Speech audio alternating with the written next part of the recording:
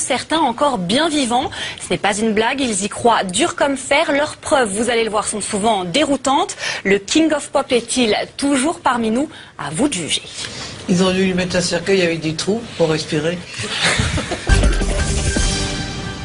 Breaking news. 25 juin 2009, 17h20. Un site américain appelé TMZ annonce une nouvelle qui va vite faire l'effet d'une bombe à travers le monde. Michael Jackson est mort. Celui qu'on appelait le King of Pop aurait succombé à une crise cardiaque à son domicile, âgé à peine de 50 ans. Pour ses fans, cette bouleversante disparition est inconcevable. Comment MJ, qui semblait pourtant en pleine forme lors de ses dernières apparitions, a-t-il pu disparaître aussi soudainement? Surgit alors une question, et si Michael Jackson était encore en vie?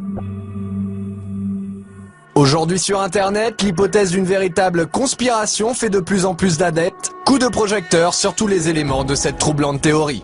Pourquoi Jackson aurait-il mis en scène sa propre mort? Artiste pionnier et innovateur, Michael Jackson a de tout temps nourri l'incroyable projet de réaliser un film révolutionnaire à échelle planétaire.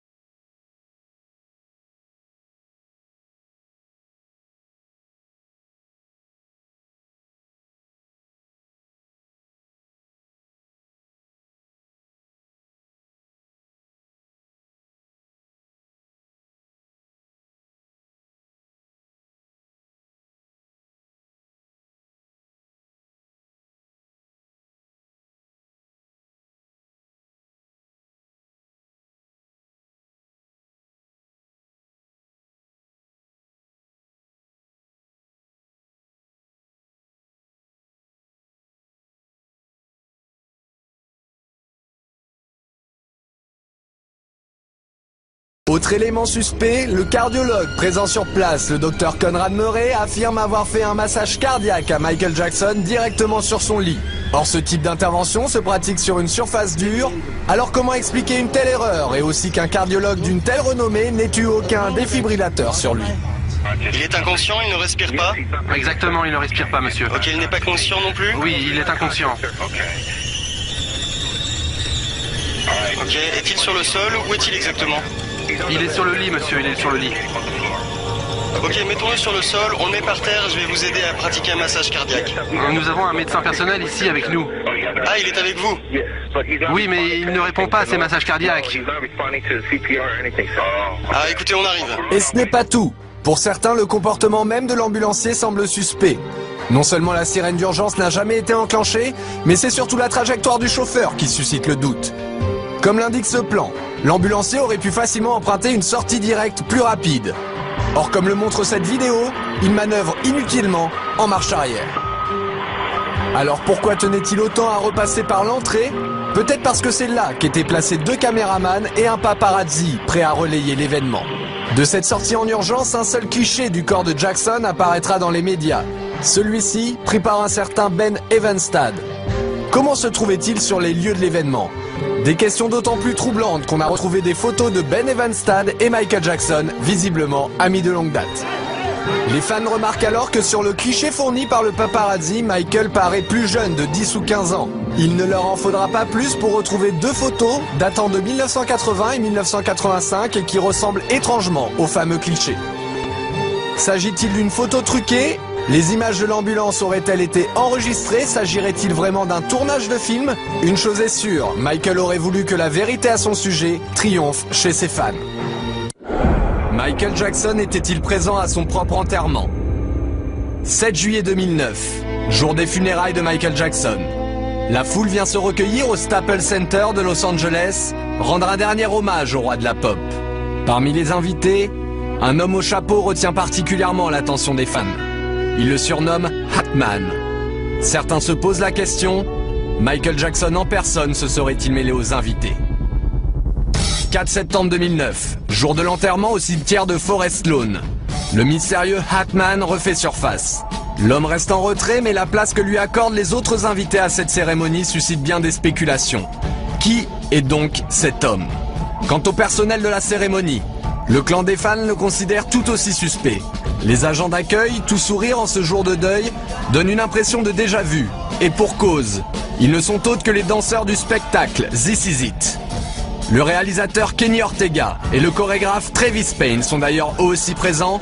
Ce sont eux qui coordonnent l'enterrement filmé en haute définition à la manière d'un film.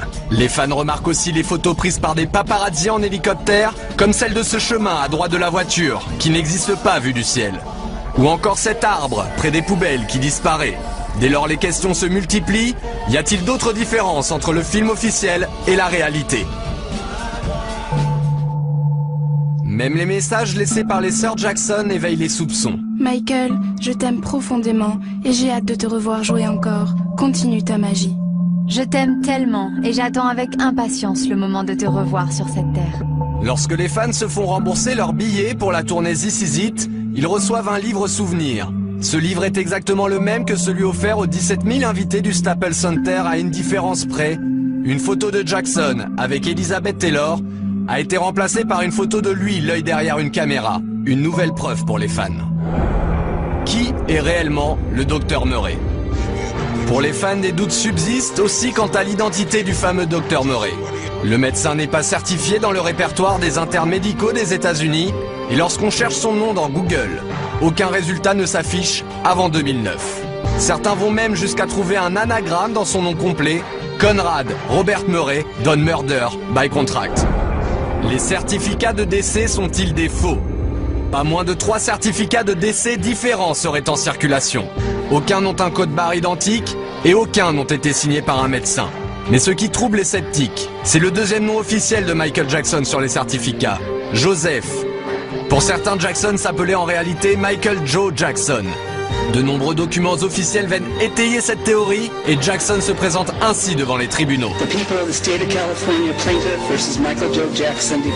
Alors comment est-il possible qu'une erreur aussi importante se soit glissée sur chacun de ces actes officiels?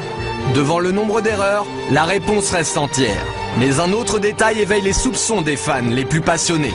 Lors de l'enterrement, ils remarquent que les 2 seules photos placées autour du cercueil sont issues de la pochette du disque Liberian Girl. Comme dans le clip de cette chanson, Michael Jackson est-il en train de faire croire à sa disparition alors qu'il est derrière la caméra? À la mort de Michael Jackson, en juillet 2009, le monde entier suit une à une les images du décès de la star. Une médiatisation à outrance qui va faire naître une étrange théorie. Michael n'est pas mort, les fans sont catégoriques. La disparition de leur idole a été montée de toutes pièces, comme le démontreraient certaines phrases de son entourage. Y a-t-il des lapsus révélateurs? Nous étions là, juste là, avec Michael, il y a à peine une semaine. Et pourtant, Michael Jackson était mort 2 semaines avant cette cérémonie. À la sortie de This Is It, Kenny Ortega continua ses étranges lapsus. Quand vous étiez en train de choisir, quelles images utiliser? Quelle était votre méthode? Tous les matins, j'emmenais Michael avec moi dans la salle de montage. Et on essayait de penser à ce que voudraient voir les fans dans ce film. Pourtant, les images de This Is It n'ont jamais eu vocation à être montées pour le cinéma. Alors comment Michael Jackson aurait-il pu assister à ce montage? Et enfin, ces étranges témoignages de Frank DiLeo, le producteur de Michael Jackson, au présent, comme si Michael n'était jamais mort. Michael Jackson a toujours fait ce qu'il voulait. Vous vouliez voir Michael? Vous veniez. Michael est-il disponible? Vous veniez. Même chose aujourd'hui. Vous voulez voir Michael? Vous venez. Pour les fans, ces lapsus ne sont pas le fruit de l'émotion, mais les preuves d'une mise en scène précipitée et mal préparée. Les adeptes de la conspiration sont catégoriques, Jackson et ses complices sont en train de manipuler les images de la mort du King. Une passion pour l'illusion que la pop star aurait toujours su pratiquer. Michael manipule-t-il les images? En 1985, des clichés incroyables de Michael Jackson endormi dans un caisson à oxygène défrayent la chronique. Et pourtant, la chambre hyperbare serait une folle rumeur que la star elle-même se serait amusée à inventer. Lorsque l'affiche du projet Believe est diffusée au public, les fans de Michael y trouvent d'autres raisons de douter. Michael continue-t-il de leur envoyer des messages?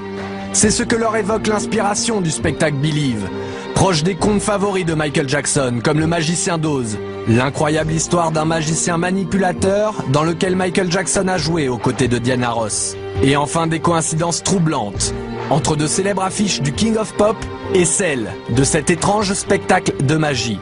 La vérité se cache-t-elle derrière Believe? Les fans veulent y croire et y voir une fois encore un signe de Michael Jackson. Julie Boisvert est l'une d'entre eux. Qui est Julie Boisvert? Après le décès de son idole, Julie Boisvert se lance dans un voyage sous forme de pèlerinage sur les lieux symboliques de la vie de Michael. C'est comme si je perdais un membre de ma famille. C'est quelqu'un qui a fait partie de ma vie entièrement depuis que je suis toute petite. Admiratrice du King of Pop, Julie ne peut s'arrêter de vouer un culte sans borne à Michael Jackson. À tel point qu'elle décide de mener l'enquête, analysant les circonstances autour de cette disparition soudaine et faisant naître le doute sur Internet, à travers un montage vidéo précis et inquiétant. Michael Jackson aurait-il pris les traits d'une autre personne? Les proches de Michael sont catégoriques. MJ a toujours pratiqué l'art de la manipulation et du déguisement. Son frère Marlon, comme d'autres, raconte avec beaucoup d'humour ce goût de Jackson pour le déguisement. Je me rappelle avoir été un jour dans un magasin de disques. Et il y avait cet homme qui achetait beaucoup de CD. Il avait une petite coupe afro et de drôles de dents. Et ses habits étaient affreux. Je me suis approché de lui et je lui ai dit « Michael, qu'est-ce que tu fais dans ce magasin ?» Face à cette fascination de Michael pour la transformation, de nombreux blogs relayent une étrange rumeur. La star continuerait d'apparaître en public, systématiquement déguisée pour pouvoir observer ses proches et sa famille depuis sa mort, et notamment le jour de son propre enterrement. Le doute sur la mort de Michael serait donc encore possible, alors quand apparaît sur le réseau social MySpace un étrange personnage nommé Dave Dave, les fans n'en croient pas leurs yeux. Dave Dave serait-il Michael Jackson? En 1983, un enfant nommé Dave Dave fait la une des médias. Victime d'un incendie criminel perpétré par son propre père, l'histoire de Dave Dave va émouvoir Michael Jackson. La star lui jure alors une amitié éternelle. J'ai senti une main se poser sur mon épaule et je me suis retourné. C'était Michael. Et vous savez quoi, Larry? Ce jour-là, nous nous sommes promis une amitié qui ne finira jamais. Soudainement, en septembre dernier, Dave Dave réapparaît sur le plateau de Larry King. Ce troublant personnage va donc faire amplifier la rumeur. Pour les fans, Dave Dave et Michael présentent trop de ressemblances troublantes. L'impossible devient alors envisageable pour eux, les mots et la voix seraient trop ressemblantes. You all mean very much to me, and I love you very much. May God bless you. I love you very much, and may God bless you all. I love you. Ces étranges coïncidences continuent aujourd'hui d'alimenter cette théorie selon laquelle Michael Jackson ne serait pas mort. Une énigme qui ne cessera pas avant que les fans aient trouvé ce qu'ils veulent, la vérité, leur vérité. La vérité triomphe toujours.